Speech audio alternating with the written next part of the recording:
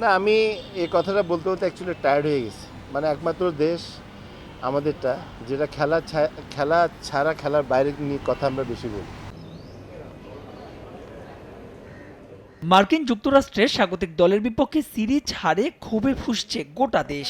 আলোচনায় ক্রিকেটারদের নেতিবাচক অ্যাপ্রোচ আর চাপকে জয় করতে না পারা। তবে এমন পরিস্থিতি যে আসন্ন তা নাকি টের পাওয়া গিয়েছিল আগেই।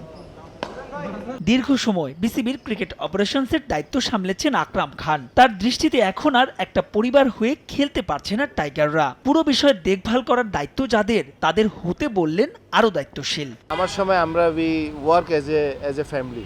আমরা প্রত্যেকটা ব্যাপারে মনে করেন যে প্রাধান্য দিয়েছিলাম এবং সবাই কিন্তু হেল্প করতো। যে ওয়েতে আমরা খেলি সেরকম এক্সপেকটেশন যেরকম ছিল আমাদের সেরকম কিছু খুঁজে পাইনি। সো এটা আমাদের রাইট টাইম যে এখানে এগুলো ডেভেলপ করতে হবে। তবে এতে দায় আছে ক্রিকেটারদেরও। সাম্প্রতিক সময় মাঠের ক্রিকেটে ঠিক মনোযোগী হতে পারছে কি টাইগাররা, উঠেছে এমন প্রশ্ন। একমাত্র দেশ আমাদেরটা যেটা খেলা ছাড়া খেলার বাইরে নিয়ে কথা আমরা বেশি বলি। টু মাচ প্রেশার নিয়ে নিচ্ছে প্লেয়াররা।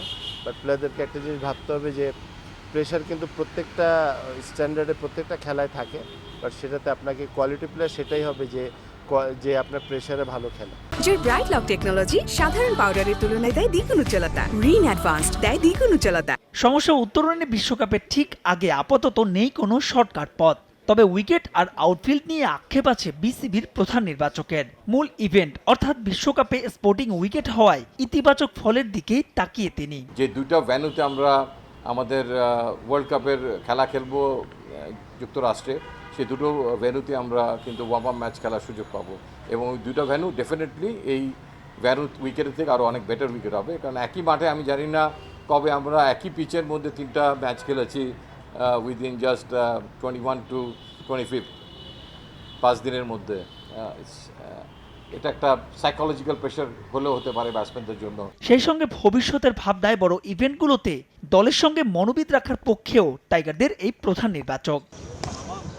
মাহবুব রিমন, সময় সংবাদ, ঢাকা।